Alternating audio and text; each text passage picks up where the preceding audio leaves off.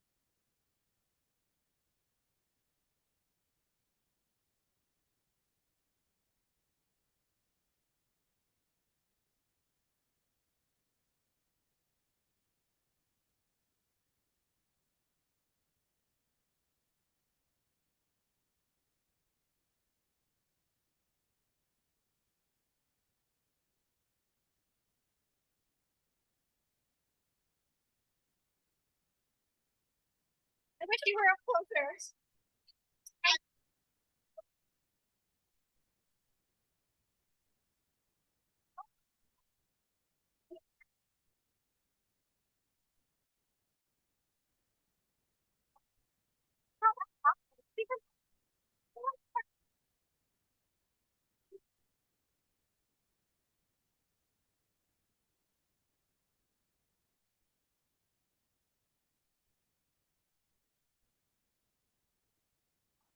Oh yeah, thank you so much.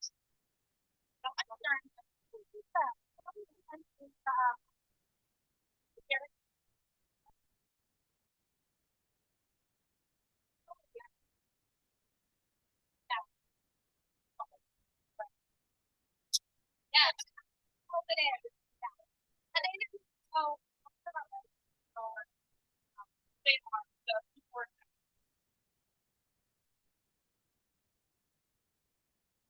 yeah, so it's relaxed. I'm gonna say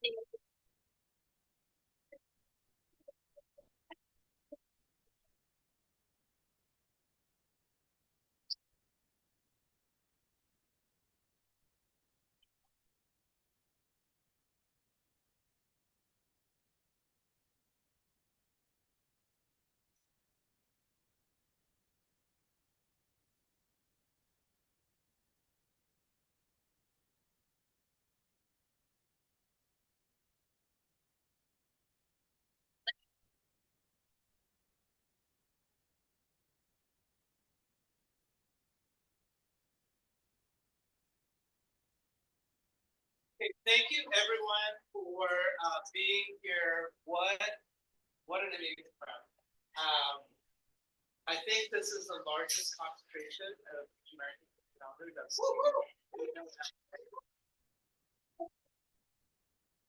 and allies and champions of racial equity inclusion or gender. I'm going to say a little bit more about myself and AAPI Data.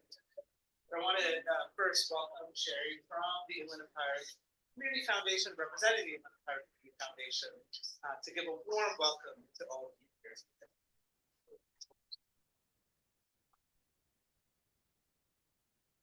Aloha kakahiyaka e kumomai.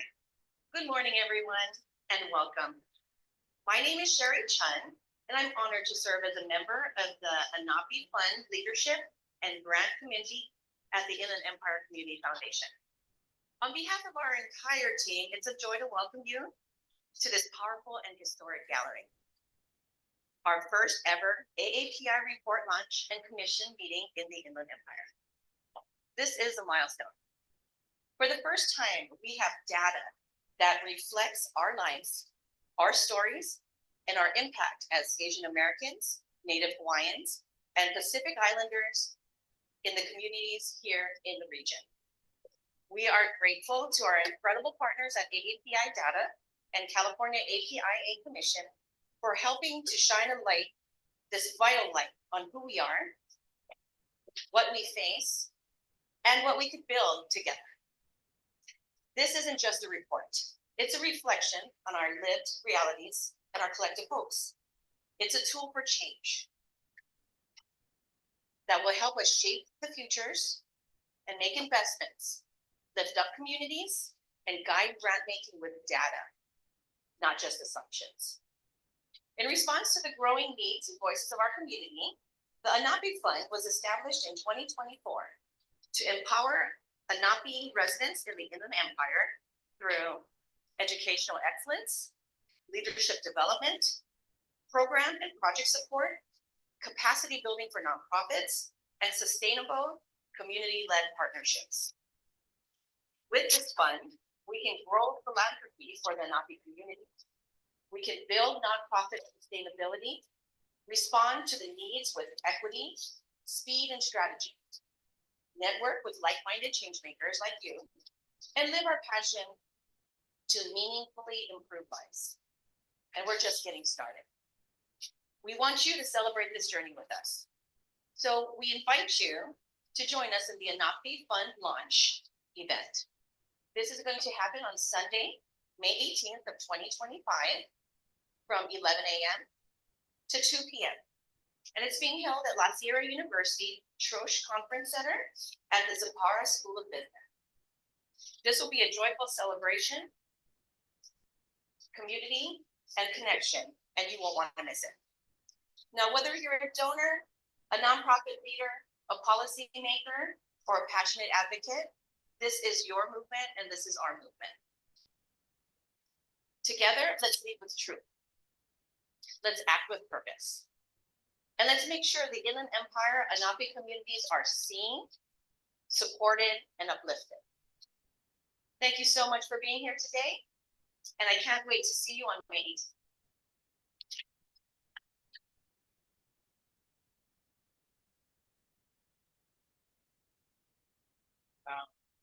I'm so looking forward to what we do at AAPI Data. And I'm just, I'm feeling a little emotional because it's a homecoming in many ways. Not only did I get started in my academic career here at UC Riverside, but AAPI Data was born in Riverside. And done so much work nationally, in Sacramento, and in various other states. And I'm just so thrilled to be here with you today at what feels like a pivotal moment. I mean, we already got a preview of an AAPI Fund that's going to get started. When I was talking to Ben Nate, who you'll hear from later, this blew me away. And it's kind of, in some ways, better than I was like, why have we not met before, Ben? This is crazy. But Ben said that when he heard that this report was being generated, he wanted to make sure to accelerate development of the fund to be and he sees our data and our research as well as all of the talent as critical to success. So just incredibly humbled by that. And I'm excited for today. So as I said, I can't think of maybe there was some New Year celebrations out there with celebration of folks. But through this work with Lisa and Connie Tan, where's Connie? There you go, Connie. Okay, I'm gonna do the lead author of the report, and certainly with my involvement and Fontaino's involvement, hopefully produce something that we hope will be a critical resource for the region. And in keeping with our motto and our data, which is not just data, but data combined with narrative and action. You've been with us in the Center for Social Innovation, know that the DNA framework got built first through CSI, and it's now being deployed nationally through our work and work. So that's what you're going to hear today from Lisa. You're going to get a fair amount of data, but you're already going to see some of the narratives that are that she was summarized.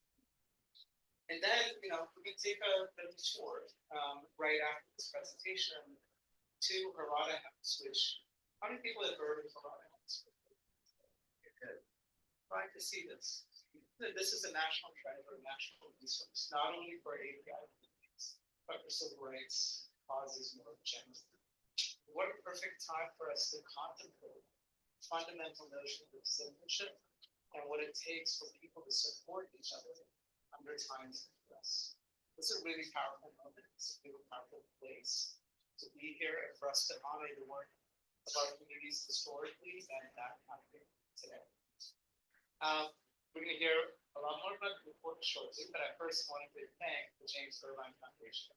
Charter is in the room, who did not want a speaking role, but I'm going to call her in anyway.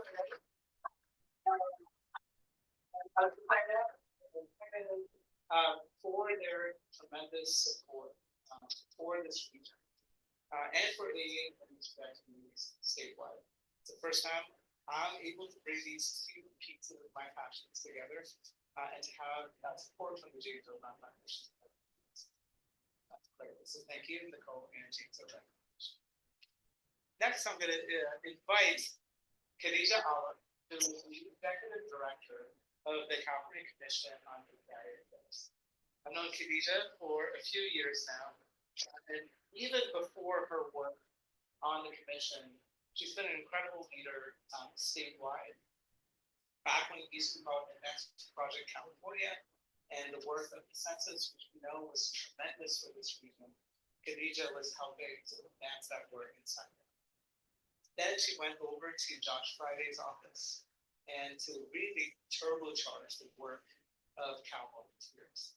And then she joined the commission, and she's taken it to new heights. And I'm just so incredibly proud of having played a small role in helping to recruit Khadija to the commission and the incredible work that she's done.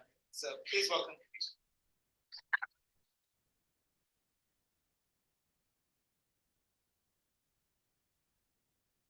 Thank you, Karthik. You didn't play a small role, you played a big role. Karthik used to be our commission chair, served in that capacity for, I think, over 7 years. So thank you so much for your leadership. Karthik, it's a pleasure to continue to work with you. Good morning, everyone. Okay, I was like, where's the coffee today? I was like, where's coffee? So please note, let's use the morning thing, this coffee coffee. I know. It is such an honor to be with you all here today in the Empire. Thank you for making time. Thank you for making this meeting a priority.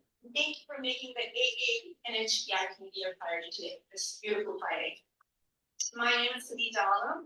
I'm the Executive Director of the California Commission of Asian and Pacific Islander American Affairs. Just curious, how many of you have heard about the commission before today? Oh, good. Okay. about 25% of the room. We want to make sure next time, now you know that, next time we're in the Inland Empire, 100% of the room knows about the commission. Our commission is charged with elevating the political, economic, and social issues of Asian and Pacific Islander American affairs in the state. We represent over 6 million, and by some numbers, actually over 7 million, this is that's on report. So our community is growing in the state of California, and today is a perfect example of, Inland Empire is one of the, regions it's growing in, record numbers. I want to acknowledge some key folks. We have our commission vice chair, Kirmako Kadai, in the room as well. Please say hi to her. She is one of our longest serving commissioners, and we are just so grateful for her leadership and all she does. We also have our local leaders who are in attendance today. Are in attendance or will be in attendance today. We have Mayor Helen Tran of the City of San Bernardino coming and joining us today. We have Council Member Clarissa Cervantes of Riverside who will be joining us later today. We're also joined by staff of, or will be joined by staff of Senator Sabrina Cervantes, Assembly Member Dr. Corey Jackson, and I think we have someone from Assembly Member Leticia Castillo's office who's already here. So thank you so much for being here and being part of this conversation. Our commission's priority is to always engage our elected officials when we go into these regions, because we want to make sure we are conveners, but we also want to make sure that you are in these spaces caring for our community correctly.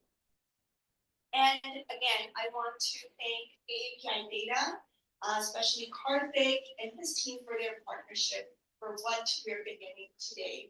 And hopefully it's the beginning of so many different reports across the state. So I'm really hoping this partnership is a catalyst for something. And our community and our incredible community-based organizations that are truly represent our community, and because of their insight, we are able to do what we're doing today. Today is about putting visibility around 470,000 AAPI community members who call the Inland Empire their home. Today is about power of this community. We are using this moment to demand representation, equity, and investment from funders and decision makers. The California Commission on the Asian Pacific Islander American Affairs and AAPI Data are proud to release this report today, the first of its kind, for really truly disaggregating data focused solely on AAPI communities in this region. For far too long, our communities have been invisible in data, often lumped together, misunderstood, often left out of decision processes. The truth is that several factors have contributed to this long-standing invisibility that many AAPI community members face, and major one, model minority, right? We're doing well, so we don't need to pay attention to AAPI communities at all. Importantly now, why we're here today, disaggregation or lack of disaggregation of data has masked the real needs of our diverse AAPI communities, blending together distinct ethnicities, languages, experiences into one broad category, making it nearly impossible to advocate effectively for development services. And third, there has been a fundamental lack of understanding about who the AAPI communities are, such as our rich and complex histories, our unique challenges, and all of our social, political, and economic contributions. Our commission just released, implemented our first ever strategic plan for the next 5 years. And the storytelling and data and research are two key components of what we're going to be focusing for the next 5 years. And what we're doing today is a perfect example of what we want to do in the next 5 years. And because of these, myths, lack of disaggregation of data and understanding of the AAPI communities, it has really led to the unsystematic underrepresentation of our community in policy, philanthropy, and public service. But here, in one of the fastest growing regions in California, that narrative is shifting. That is shifting today, it's gonna shift tomorrow. The API population in the Inland Empire has grown up to 200% in the last decade. 200%. That is not a small increase. That is a huge transformation. But yet, investments have not kept pace with the people driving that change. That is why we're launching 1 in 10 in partnership with AAPI Data. The aggregation of data is not just about numbers. It is about dignity, equity, and justice. Behind every data point is a human being, a family, a student, a worker, a small business owner. Today, we are here to build partnerships, build community power, and build inclusive policies that reflect the people who live here, tomorrow. This is the time to listen. This is the time to engage, act thoughtfully, and invest in ways that match the pace of our community's growth. Today is also about putting data into actionable next steps. Thank you for joining us today. We look forward to the discussion with you. We look forward to this panels, and we really look forward to sharing the findings from our report so we can we know what to do next for our communities. Thank you so much for being here tonight. Thank you, Executive Director Colin, for being here and being seen and the incredible support.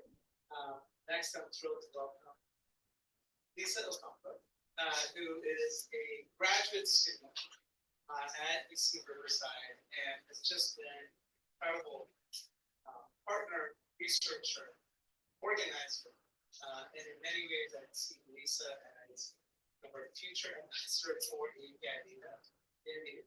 So if you don't know Lisa already, please get to know her, and you will see. Thank you.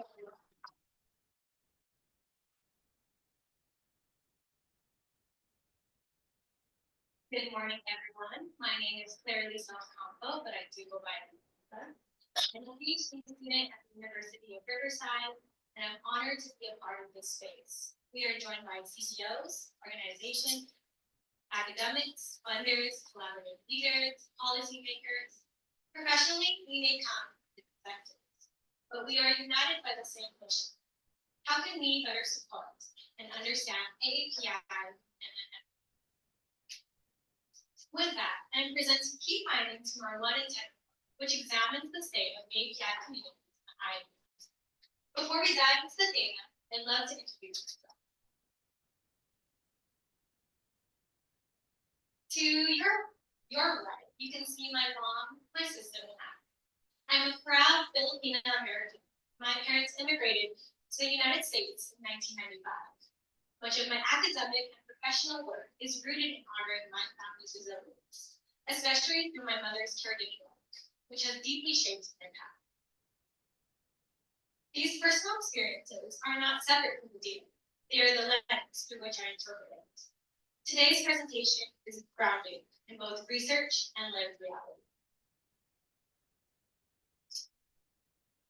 So, when we think about California, we often picture San Francisco, Los Angeles, the coast, Disneyland, but we often do not think about the Inland Empire, the backbone of California, and home to over 4.5 million people. Today, API residents make up a significant portion of the population. 1 in every 10 residents in IE identify with AAPI. You might be wondering, why is that? This shift is not random. It reflects a broader pattern, a migration driven by affordability, good schools, jobs. API communities are essential to the region's economy, especially in healthcare, logistics, and small business.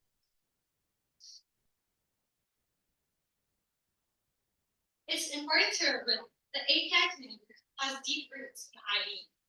In the late 1800s, Asian laborers helped build the railroads and power the citrus industry, which we also brought cuties, by the way, finally for the last. These contributions were made despite racist exclusion laws and violent incidents, like the burning of Riverside Chinatown in 1885. During World War II, Japanese Americans were forcibly incarcerated in camps like Manzanar. Later, in 1965 Immigration Act and the 1980 Refugee Act brought new waves of immigration for refugees. API communities have always helped build an inland empire, often in the face of systemic exclusion. The 1 in 10 report finds. First, APIs are deeply embedded in IE economy. 2, civic engagement and political representation needs to be strengthened. 3, there are growing concerns about long-term health and mental health needs. And 4, API serving organizations face persistent resource gaps, leading to cycles of low capacity. So, you might notice 20 years in the Inland Empire looks very different. Over the past 20 years, the IE has experienced a demographic transformation. The Asian American population has doubled, growing over 200% in Riverside County, and over 120% in San Bernardino. The NHPI population grew by 150% in Riverside and 70% in San Bernardino. These shifts are part of a larger pattern of an outward migration, people leaving LA, Orange County, for more affordable communities like the IE. When we think of the term AAPI and even HPI, the label, the umbrella, it's not big enough. The AA and HPI label encompasses very different populations. In the IE, Filipinos make up 46% of Asian American populations, about 150,000 people. Go Filipinos!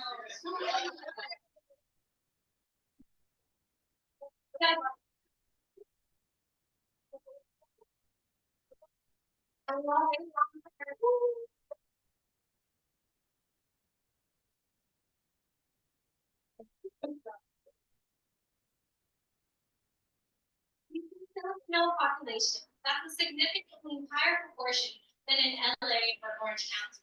Chinese at 18% and Vietnamese at 11% are among the largest groups. Among NHPIs, we are seeing Native Hawaiians, Samoans, Tongans, and Chamorros are the largest communities here in the island.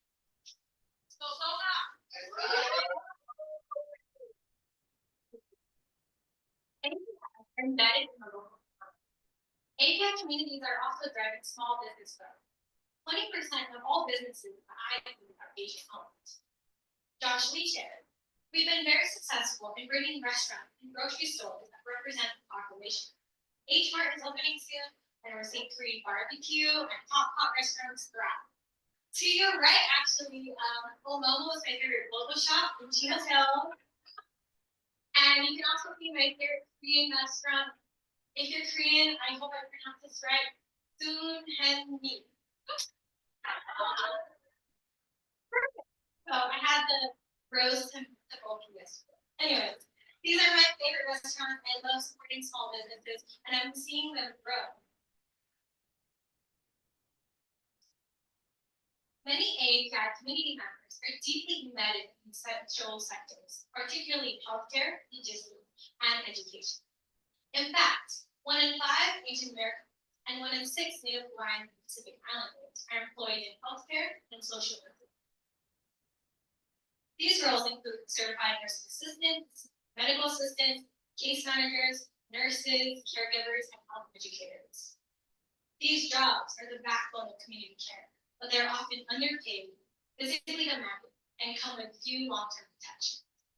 As Bobby from NEFCON put it, Filipinos are concentrated in caregiving roles, underpaid.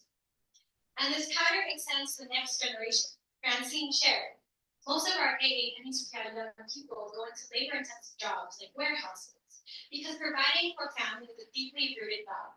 Education is a long-term investment, but many families cannot afford to wait for its impact. 3 in 4 Asian Americans and 1 in 2 NHBI own a home in the IE. But about 1 in 5 AAPI households are multi-generational. What does this mean? They're pooling their incomes across generations. When my family immigrated, we lived with my grandparents. 4 families, 4 rooms under 1 roof. So while home ownership looks high, it often masks economic precarity. I actually want to take a deeper dive into income and look a little bit closer, because the numbers, as you know, can be a little misleading. So, in Riverside, Asian American households report a median income of $103,284, but the per capita income is only around $33,000. For NHPIers in San Bernardino, the household median is $75,460, but the per capita income drops to just over $22,000. What does this tell us? It tells us that household income may look high, but that's often because multiple generations or families are pooling their incomes together under 1 roof. As I shared, when my family immigrated, we shared a house with 4 grandparents. With our grandparents, I can't emphasize this enough, 4 families, 4 rooms. That was survival. And if we look at caregivers here, like my mom, their earnings are low. Home care workers typically earn just $19,000 to $21,000 a year. This is grueling work, often done without benefits, job security, and recognition. The physical toll, immense. So when we talk about economic mobility, we need to be clear. Multi-generational income sharing may boost household numbers, but it often masks economic precarity. And this isn't just an AAPI issue. This is a structural issue. A crisis that disproportionately affects immigrant families and communities of colors. Matthew Menon said, our region, emphasizing attracting logistic jobs, but they do not offer wages or career growth. And Sky Island reminds us, the Inland Empire is missing middle-class jobs. This itself is a crisis, especially for communities of color.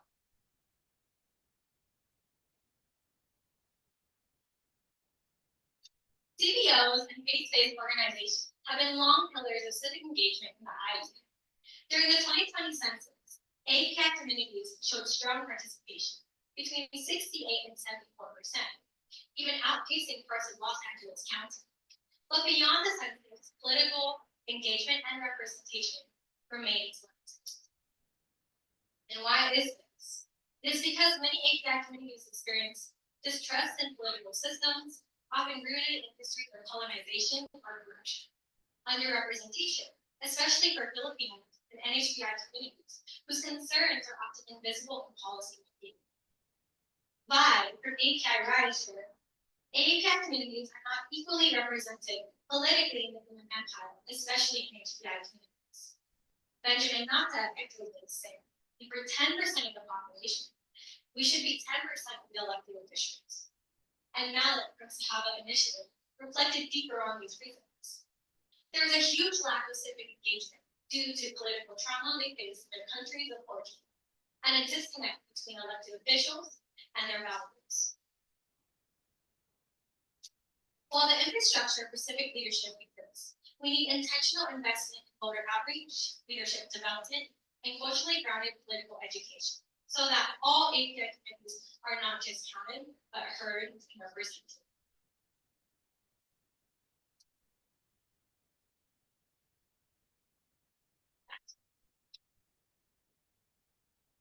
During COVID-19, NHBI and the IE experienced some of the highest mortality rates in the state. In San Bernardino County, the NHBI COVID death rate was more than double the state average. These outcomes were not isolated events. They are the result of long-standing structural inequities. The IE also holds more than 4,000 warehouses, and nearly 300 are located near schools. This contributes to some of the worst air pollution in the country. As a result, 12% of Asian Americans in the region have been diagnosed with asthma, higher than many other regions. And while the physical health impacts are critical, the mental health needs of AAPI communities are equally urgent. 1 in 5 Asian Americans report needing mental health or substance use support, Yet stigma and structural barriers often keep people from accessing this care. As SD Song shared, it's so hard to find Chinese-speaking therapists, Korean-speaking therapists, or other culturally responsive care. And there is a quote to your left that has stuck with me. Are NHPIs going to be included at the table anymore, or do they only care about us when we are dying? This was shared by Lolo, and it's a question that doesn't reflect a crisis, that doesn't just reflect a crisis. It reflects patterns of exclusion. These are not just health challenges. They are indicators of whether truly the system sees and responds to the needs of AAPI communities.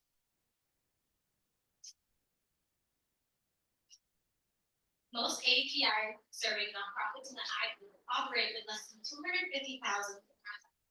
Yet they are lifelines, providing essential services like mental health programs, youth leadership programs, cultural preservation, and health education. But their work continues under constant strain. They face limited funding, minimal staff, heavy reliance on volunteers, and virtually no core infrastructure support. I have had the honor and privilege to interview the majority of our interview reports, and I will talk about two questions. The first, we talked about something they are proud of. Malo, for instance, during the COVID-19 pandemic, had people from Sacramento coming to the IE to get COVID vaccines. We have other orgs providing over 1,000 backpacks for students, some providing mental health support, some supporting the 2020 census. All amazing work. And then my next question, how many are you? What is your staff size? And some as small as 4. And I'm allowed to say these are tiny, because I am. These are tiny but mighty orgs. These organizations are doing everything they can with very little. And if we want API communities and the IE to thrive, we must make long-term sustained investments in the organization already do the ground. And then I will pass it to Carly for our key recommendation. Thank you.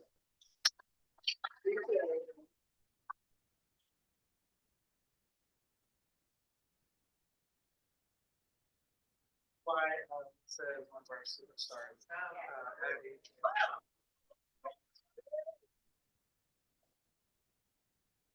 Yeah, not only should it bring narrative and calls to action, she brings heart, and she just brings so much power to the work. So again, Lisa, thanks so much. So some of the key recommendations we have, you'll find it in this report, you'll find it in the one pager.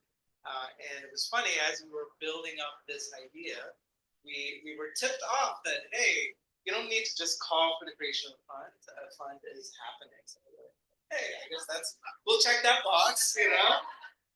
So that is one key recommendation. I heard today about just the announcement of the fund is a big deal, but we need to follow through and really bring power and use our various spheres of influence, including any connections you have with corporations, banks, other financial institutions that you are a part of, and funders, right, nonprofit foundations and others to give to our communities, especially given some of the key challenges that we face. One thing I'll say, especially when it comes to Pacific Islanders and the disproportionate death rate of Pacific Islanders, and the state in this region, it's tied to economics. Right? It was not because people didn't know what it was and how you had to protect yourself. But if you're living in an overcrowded household, you cannot isolate.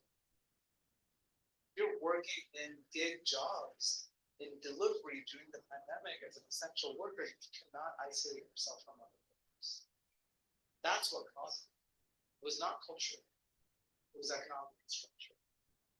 That's something that we need to continue to reflect on and to vow that we have to change the dynamics. Part of it is about good jobs and income.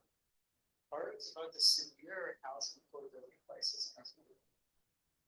Think of the IE as a place of relative housing, but it's by no means affordable.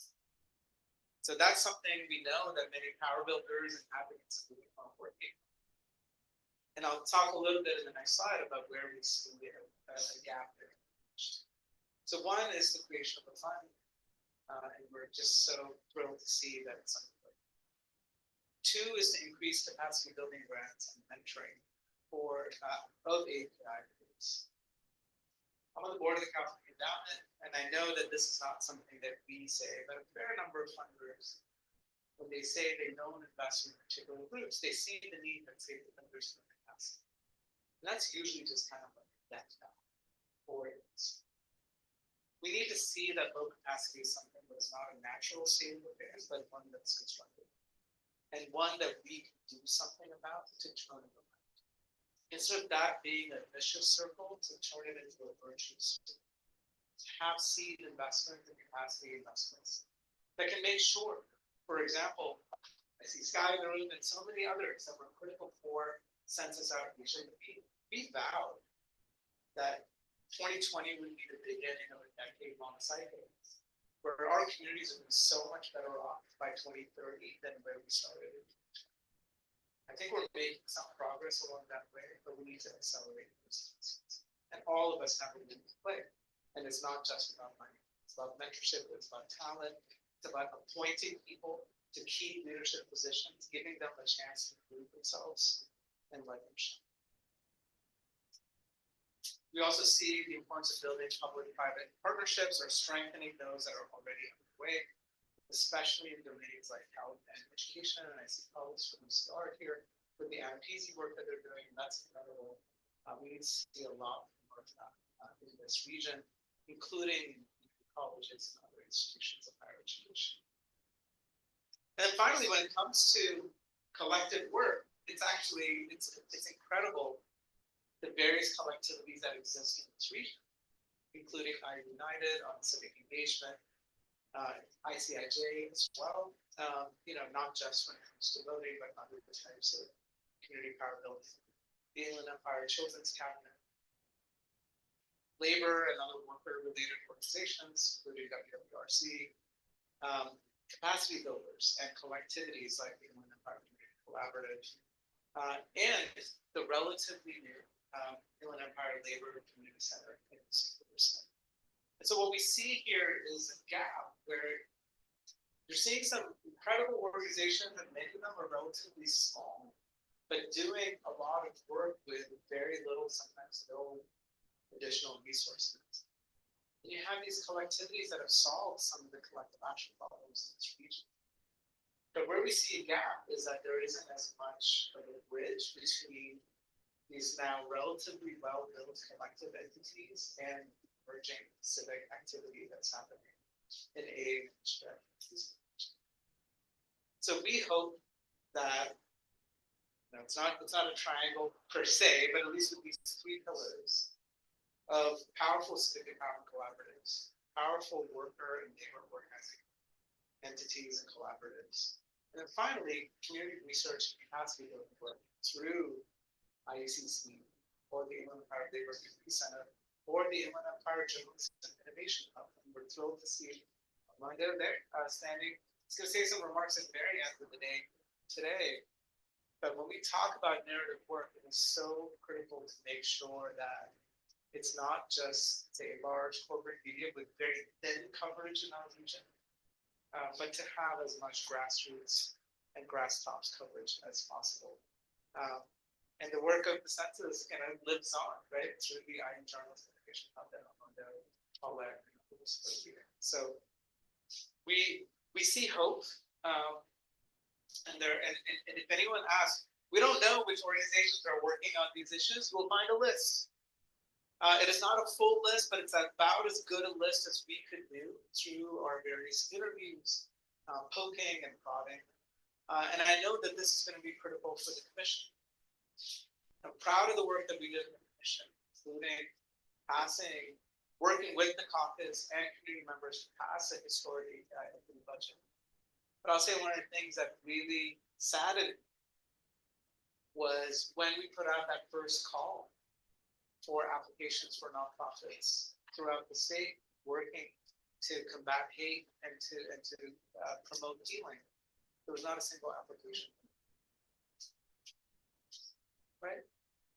That has now changed, and we have AAPI here, which is a capacity builder with a lot of strong capacity in Orange County, coming over and helping to support and nurture. But that's still, I don't want to say it's too late, but it's too little. And we need to do a lot more to make sure that organizations like the ones you're seeing here are on the radar, so that no one wonders anymore. Now, who was here working on community problems and providing solutions? You'll hear a lot more from the leaders, including those that Lisa quoted on the slideshow in the front of the room. But we have a lot of talent in the room. And someone who's like, I love the organizing kind of energy in the room already. Someone already came up and said, "Can I promote an event that our community should know about?" And I said, "Absolutely, we'll have that at the end of the day." I also want to just recognize Julie from the Harada House Family Foundation. She is going to join us in a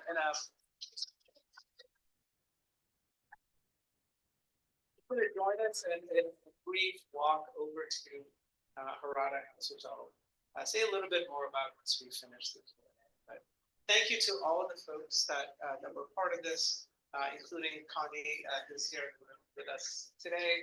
Fontaine, who's not with us, but played an incredible important role in the report, the rest of the API data team. Actually, can I just ask everyone from the API data to raise their hand? Stand up. You're sitting down, please. Nicholas, Tracy, please stand up. Please stand up. Kevin, Austin, and then Khadija and the rest of the CAPIA team for making this event as important. And of course, to all of our reviewers to make sure that this product is as good as it can be. So Lisa, come over here. Let's take some Q&A, and then we'll walk over to the Harada House. So any it could be questions, it could be as long as you don't filibuster. And we're just gonna wrap up this. And please identify yourself. My name is Leslie Bouchon. Great presentation, first of all.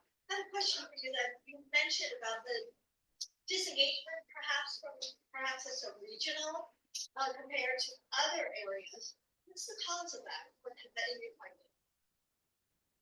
You know, when I was doing both Inland Empire work and API work, I saw so many similarities. So let me know if this sounds relevant or resonant. Because I was like, these seem like two different parts of the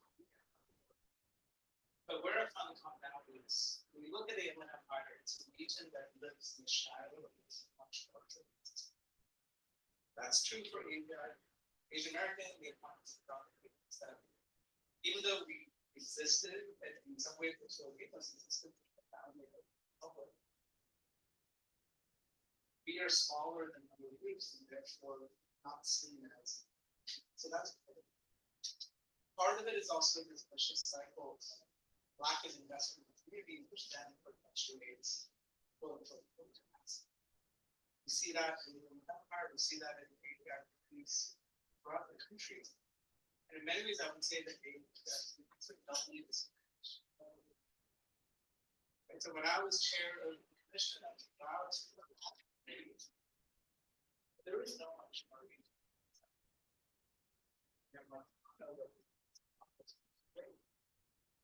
That can't be so I'm glad to lead that and the work that he's done throughout the city in terms of political organizing policy. But also the important work that's happening.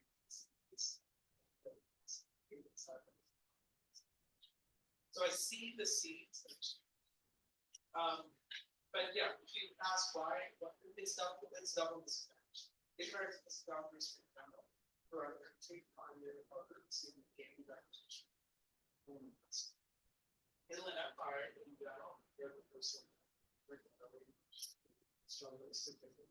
Productive parts of the research we did at this episode to shine light to get this classroom. But I am hoping that maybe some of this today, but also the work that's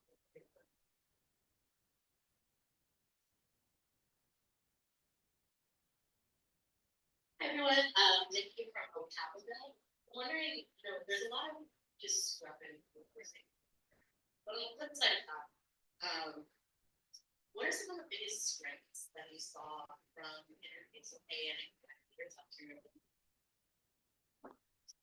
When we talk about heart, these are what the orgs grow. This work cannot be done without passion. And with that is something that cannot be. There's no monetary service that we can provide, but the love that they have in the communities, the description, calling it this is their backyard. These groups that I'm talking to, leaders, they love their neighbors, they love their community. Like I said, with a staff size of 4, can you imagine what they can do? Just imagine with continuous funding, able to hire more staff, not having to worry about, not having a building, having a place to meet, all of those things. I can only imagine how much better it can be, because heart is something. One of my favorite, again, I was talking to young grad. I have a PhD in Island grad, so I'm a PhD in education. So hearing about what they can do to support this, breaking these generational cycles of education as an investment. They actually have an event, which we'll be talking about later today. Hopefully, I have your ad out there, but that is Island grad is one of those. When I was hearing about it, I thought about it's such a unique space to be supporting HBIs, Filipino Americans, to go into college. But why is that unique? It should be the norm to support not just HBI Filipinos, but everyone should go into. Have the opportunity to go into education. So for that was one of my favorite interviews that I conducted. So I thank Francine for what she does. Thank you for your question. But let me add one thing is that we should not glorify market either. Right? And so I'm hopeful that when Lisa, when you talked about some of the incredible economic hardships that are below the surface that will be there. I saw facial reactions of people who are. So I would say that emotional reaction is important. That sense of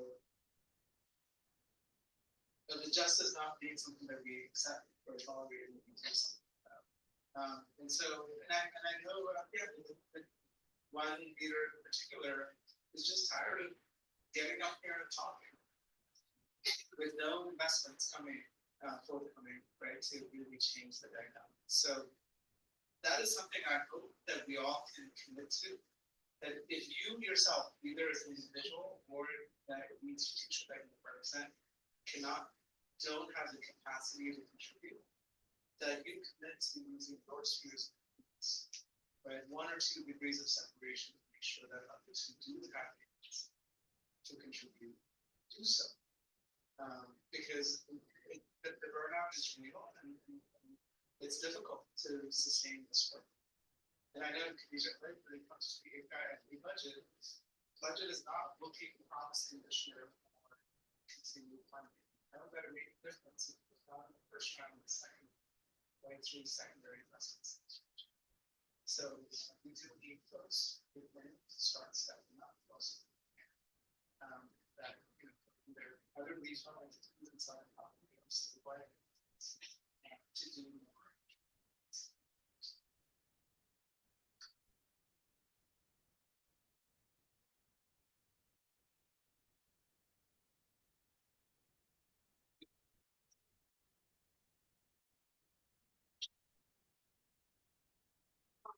Susan from there. I just have a question and want to go back to the business civic engagement of AAPI. Could it be cultural also? The reason I ask is because when I was the coordinator of the administration, our Paris events, I would invite people and say, hey, I'm sometimes it was so hard to get new members. And I think the reason is the cultural way is you came from a difficult place, you come in here and experience all this hardship, and when you come here, you want to be stable, get all the things comfortable for yourself. Now the other person or community, it plays a second part. And then I asked one person, why is it that we are here, like today, we are here? We are engaging, actively, and the others are not. And then the person answer was, well, probably it's not the season in their lives. But hey, a year has 4 seasons, and 4 seasons have passed, and now nobody has participated. So where is their season? It's gone. So I think it's cultural also, and for us to be visible, I think that cultural factor is to be improved, or for whatever reason, probably kind of be more like service to others would be your purpose probably. So thank you. Yes, and to piggyback on that, I will say it's also important to note why these communities do not feel comfortable to give these spaces yet. The answer is, well, that's our $1 million question there, right? But I will say we are taught, especially in API, to put our head down and to keep working. That hopefully that our hard work will be recognized. And why we are here today is to say we do not just want to be counted, we want to be heard. So yes, it is culturally that we are trying to move with the home country. When they come here to America, what does that look like? And again, there is a political mistrust that you can see that these people are having. And so what I say here is, like we said, the 2 degrees, we can bring 2 other people with you, 2 other people who can be a part of your community to grow. Again, this is what we're talking about, representation, to be counted and counted, but to be heard. Yeah, let me just say a couple things on civic engagement.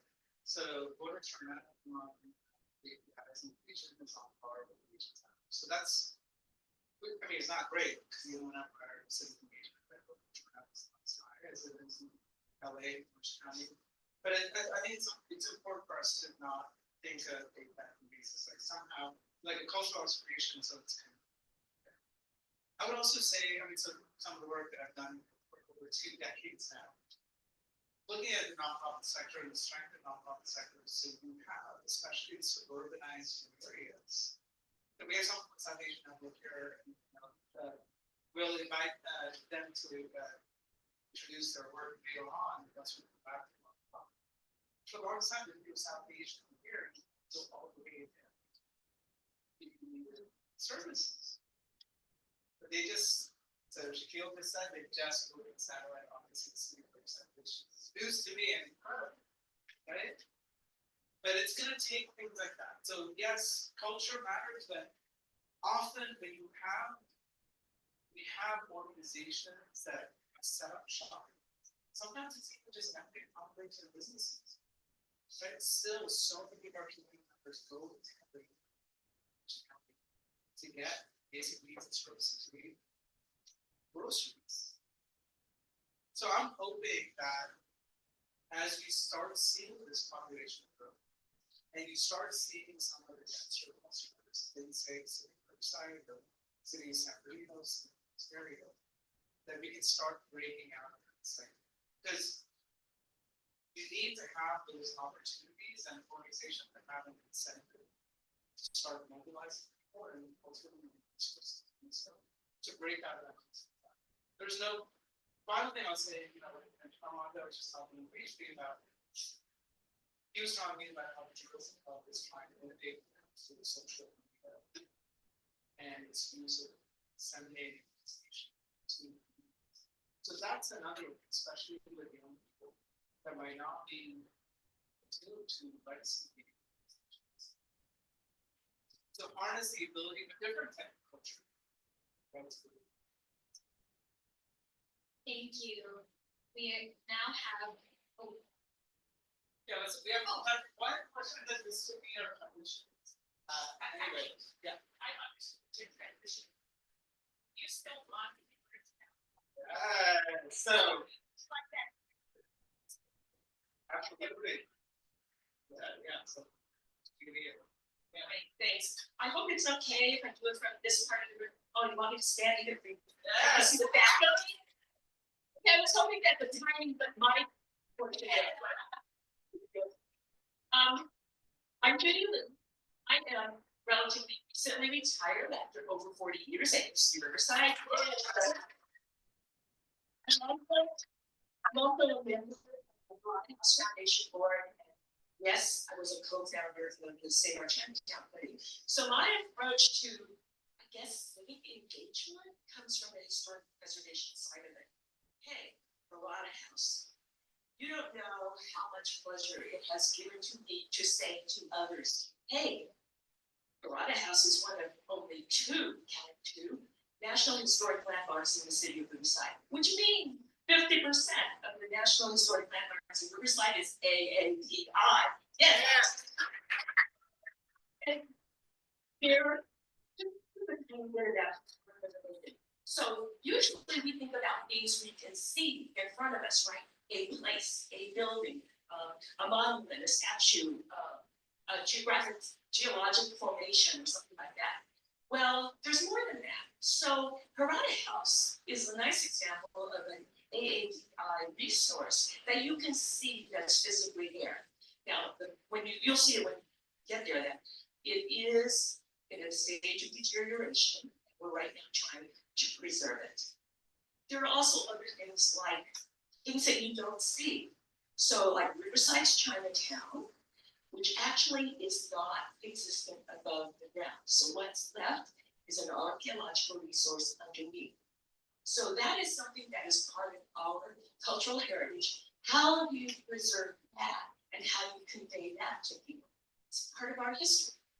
Then you have things like the Chapa camp, which came out of the labor camps that Asian Americans were involved with here in Riverside with the citrus industry. Big economic and agricultural resource of the region, big development. So what do you do with that? And we're going to have the exhibition of the Chapa camp return to Riverside at the end of what?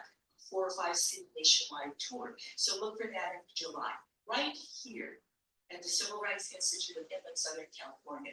This has been a wonderful place. So there are those elements. Okay, I'm sorry, I'm wandering down. Okay, but the Barada House itself is significant for, I guess, 2 primary reasons. So in the early 1900s, basically the Barada family was looking for purchase of a property of a house because their son, Tadao, died at the age of 5 or 6. He died in his father's arms, like early in the morning.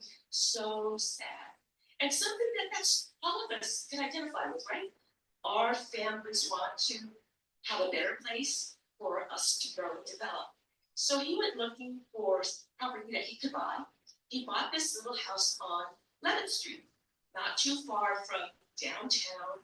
They were living in a boarding house above a business. That's why, it got built.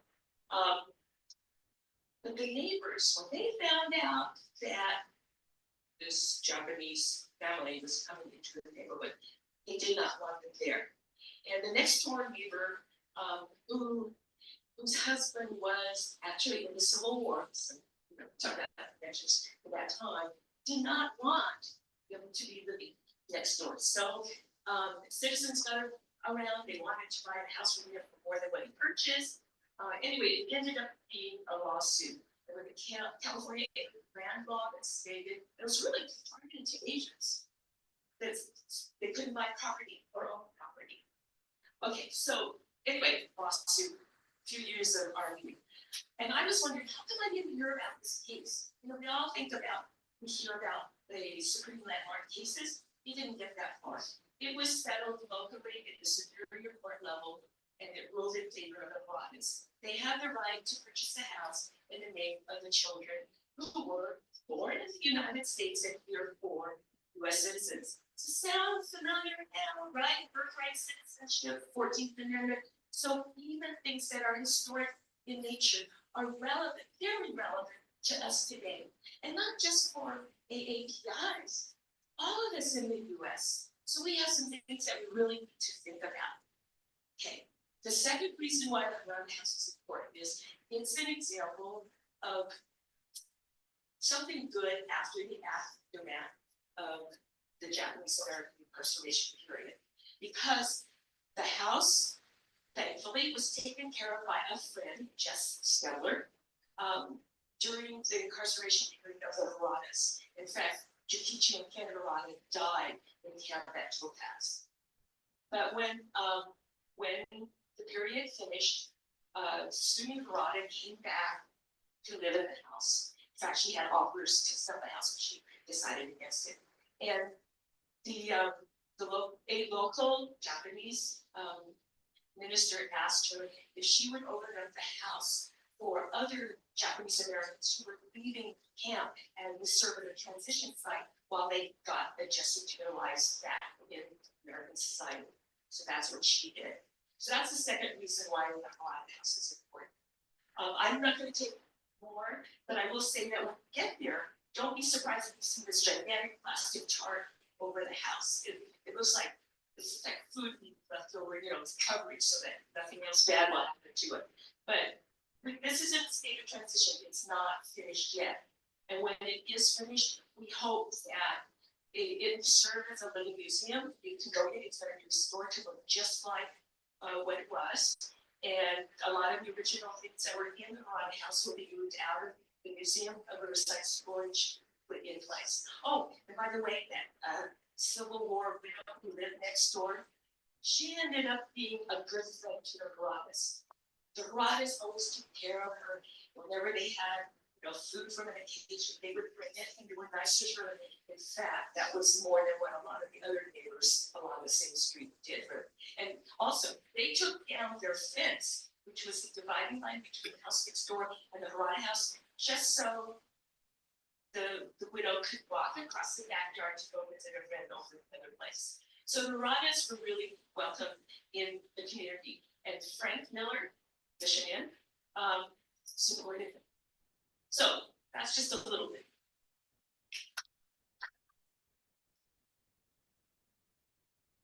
Before we walk over, I'll just add a little bit from my perspective. In addition to starting AAPI data, Center for Social Immigration Care was followed immigration policy and immigration law, especially in the state of Minnesota. So one of the last books that I wrote was called Citizenship Reimagined, about a 100-page chapter on the California's history on immigration exclusion, and then flipping that, right, in the last decades. But California, for 150 years, was a pioneer and specialized in oppressed populations. And it started often with Chinese immigrants. Many of you may or may not know that the 1879 Constitution literally has an article of that Constitution that is titled The Chinese. And what it did is it barred public employment in any corporation or government entity in the state of California. So then you think, why are there so many Chinese Americans opening laundromats and restaurants? It's because that's where the small business starts. They were barred from employment of public corporations. A lot of people look to the 1882 Chinese Exclusion Act as the beginning of Chinese exclusion in America. The California was inspired by that. California pushed the federal government to pass the first set of immigration laws, which is the AAPI, right, and then the Chinese. And you look at the destruction of Chinatowns in Brookside and throughout the states, even though the Chinese Exclusion Act did not say anything about Chinese Americans having to leave, vigilantes took it upon themselves to burn down Chinatowns throughout the state to force Chinese Americans. Right, so that is also part of the history here. Look at the alien map on absolutely. So it's now the hearing on national government in particular.